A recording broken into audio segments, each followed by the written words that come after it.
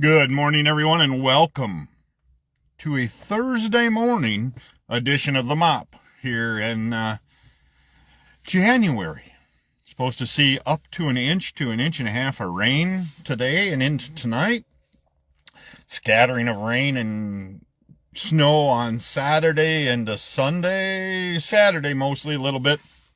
So it won't affect our trip as much as I thought the weather might, but we leave Sunday morning bright and early for Upper Red Lake. Can't wait to get away. Can't wait to just go sit on the ice and BS and hopefully catch a few walleyes along the way. But welcome to the Mop, titled What the Hell Did I See?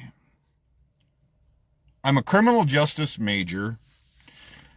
I didn't go into criminal justice due to the fact of I did my ride-alongs with some great deputies and officers on the reservation up in northern Minnesota. Saw enough there to realize that what these guys do every day and what they go through as far as verbal abuse and anything else and the disrespect was enough for me to say, I'm not built for that.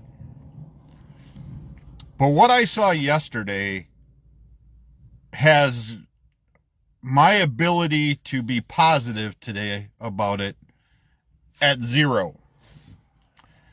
I just saw the statement that from the DHS Assistant Secretary that said, oh, those that were almost are lucky to be alive. That's what's justifying the shooting of the 37-year-old lady in Minneapolis yesterday. Kiss my butt. I saw the video. Lucky to be alive as a weapon. You are so full of crap. Absolutely full of crap. It's disgusting to think our President of the United States, instead of saying, hey, we're going to investigate this further, and we need to really, but the video I watched proves that she was a weapon of domestic terrorism. No, she wasn't. Let's face it, guys, if you were, and gals, if you're sitting in a vehicle, your window's down, and they are after the criminals of all criminals, and yes, oh, if she would have just listened and just done their obeys and everything else. No, I don't think that's what would have happened. A weapon of domestic terrorism. And they're lucky to be alive, and those that were wounded will make a full recovery. How many wounded did you see in that video? How many did, I only saw one. The lady that got shot and she died. And she's a victim. Yeah, you can be pissed off all you want at me, but what that agency did was totally wrong. Everything I've ever studied or learned, and then when you cage somebody in, and they didn't block her in, okay, you all of a sudden have, and this is where I really struggle with the masks and all of that, and their full armor and blah, blah, blah. It's a military action by people that if you look at what they have to do to get qualified to be an ICE agent, is way less than what we expect out of our law enforcement agencies here. High school diploma, ability to carry a gun.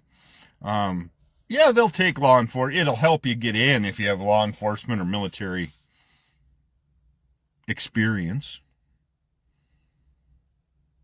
These guys have not been trained to handle the ordinary public. They are here to totally sweep through to mass chaos. And for the mayor to respond the way he did at Minneapolis, kudos to you. None of this is needed. Oh, Chris, all of these people with this fraud and abuse, and look at all of that. No, what it is that Mr. President doesn't like. Hence why he's cutting off funding or doing all of that stuff for the left. states and anybody else that disagrees with him. You know, Marjorie Taylor Greene is now evil, not nice, doesn't play well with others. If you are watching this and you are waving the banner still of the right, you mentally need to sit back and take a vacation. Because if local law enforcement agencies did what they did yesterday with that video of the car was not, get out of the fucking way. That's what you have to do. And then you worry about it. If you know, she didn't need to be shot yesterday. I'll argue it to today. What I saw in that video, no need to fire your weapon. Absolutely none. And then you've got Noam and Trump saying, oh yeah, that's completely justified. And those guys, I mean, Mr. Trump said yesterday, they're lucky to be alive that they survived. What are you talking about? What in the hell are you talking about? And by the way, if you have a CCAP, you know, Wisconsin has CCAP, so you can look up past. I don't need you to tell me that I'm wrong or that people are justified or those law enforcement. If you have CCAP and you're on there and your rap sheet's really long for beating up your wife or beating up somebody else or strangulations or bankruptcies or, you know, debt. If you're doing any of that, in my mind, you have no right to talk to anybody about legalities. And you have no right, if you have served in the penitentiary, to tell me about my tax dollars paying for other people, because my tax dollars paid for your butt while you were in the penitentiary. You don't pay for your stay. I'm paying for it. I'm paying for anybody they throw in jail or the penitentiary in this state.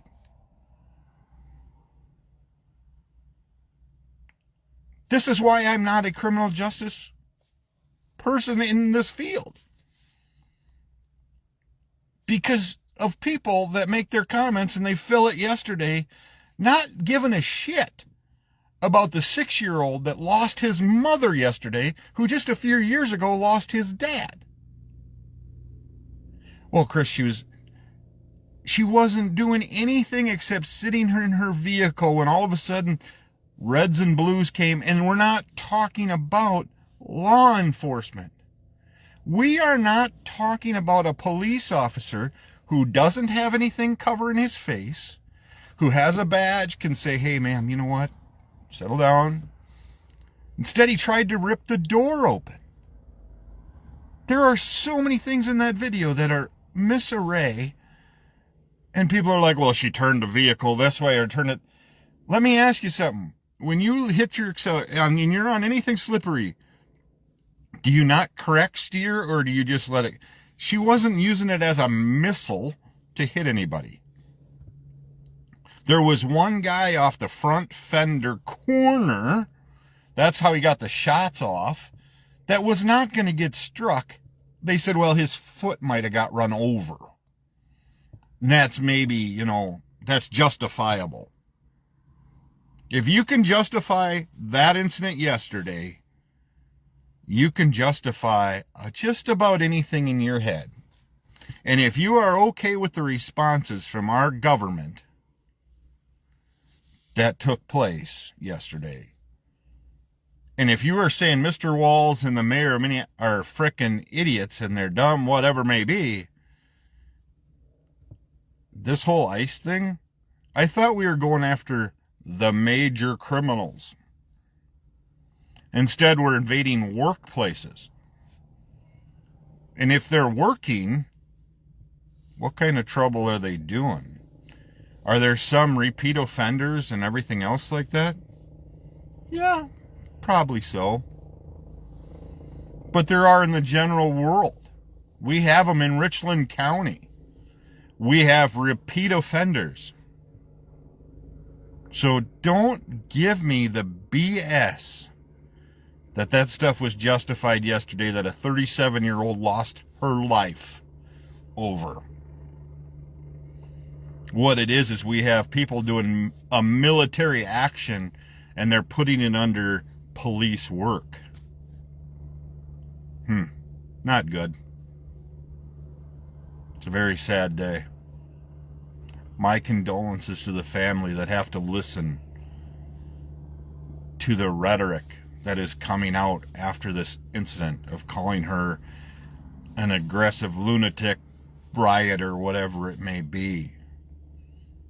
I saw nothing in that video that showed me an aggressive lunatic except one scared individual. And who can blame her for that when you have people trying to rip her car door open or do anything like that, and then a guy pulling his service weapon?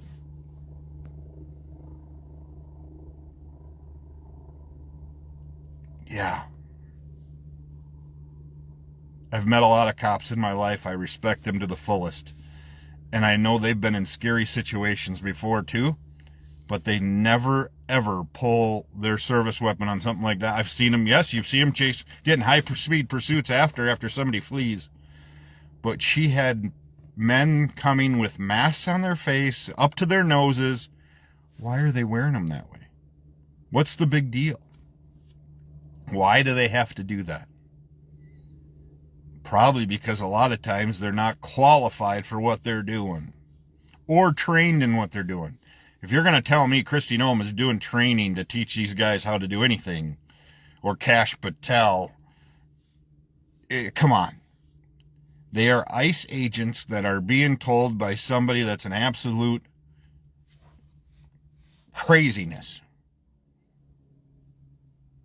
to handle situations they have no idea how to handle.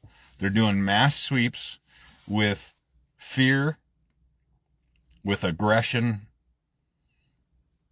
and the fear portion is what's causing this. Kristi Noem said it 2 days ago that, U.S. citizens, if you're here legally, you have nothing to worry about. You couldn't tell with her rolled down window that she probably wasn't an issue. You couldn't have just said, you know what? Go on. Go around us. Go, go, go. She probably would have gone. But yet you're going to sit here and tell me what a terrorist she was. I think we've seen a hell of a lot worse, and it's only worse to come. So, sorry today wasn't positive. I'm trying my damnedest, but I also have to use common sense at the same time. And when I hear arguments from people that are well known for beating females, being in fights, doing all this stuff as humans, because that's how they handle the issues. When somebody doesn't like them, they become name calling, I'll kick your ass, do that kind of stuff. You're just garbage. It's all it is. If you've ever raised your hand to a lady and knocked her out, or whatever you've done, you are the issue too. And if you've been, that's the weird part. I bounced a long time in bars, and I've never been in a bar fight, because I usually know how to talk to people, and you usually know how to bring and de-escalate things. But I guaranteed when I bounced, if I brought 2 other bouncers with me around somebody, there was no more talking. That person was ready to fight. Where if you came by yourself, you could usually talk somebody and walk them to the door, and usually by the time you got to the door, you were laughing or got them outside, and then you didn't care and you locked the door. Just how it works. De-escalation. Long fuse. But my fuse is getting shorter by the day towards the people that are calling me because I don't agree with our president. They are name calling me as a libtard, a baby killer, non-Christian, lazy piece of crap.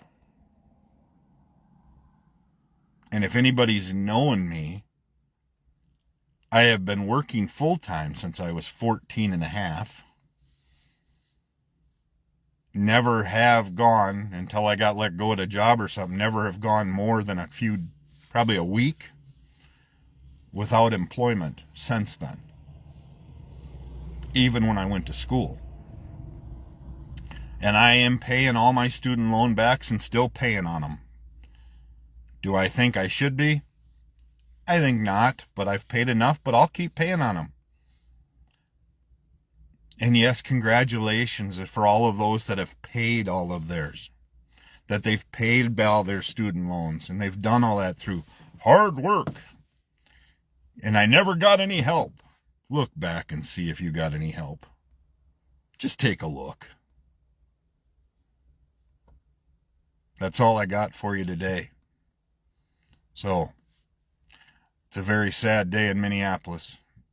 My heart goes out to that 6-year-old kid that now doesn't have a dad or a mom, because I don't know what happened to the dad. The dad passed away a few years ago, the way it sounds. Mom got killed yesterday. Think about that kid now. Think about that kid and his thoughts of the local government, not the local government, federal government, ICE agents, and then watch the reactions that he's seeing. At 6, you're pretty confident of being able to recollect what the president and what Kristi Noem is saying about your mother.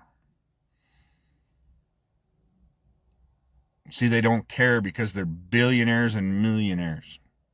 They give 2 shits about the human life. That's where I'm at.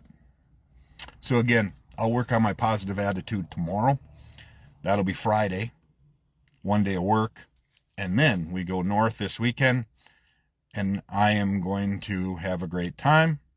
And hopefully I'll come live every now and then while we're up north fishing. But yesterday was a very sad day to see what we saw. Very sad. Have a great day, everybody.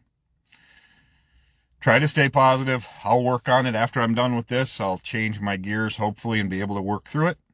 But as far as things go, my condolences again to Minneapolis, the mayor, all of that.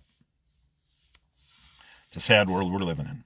Take time to bless somebody today, and also take time to realize that you are not promised tomorrow. The promise of tomorrow, there is none. There's no promise for the next hour or 2. Live every day to your fullest. Live every day like it's your last. Try to bless somebody today. Have a great day. I'll talk to you tomorrow morning.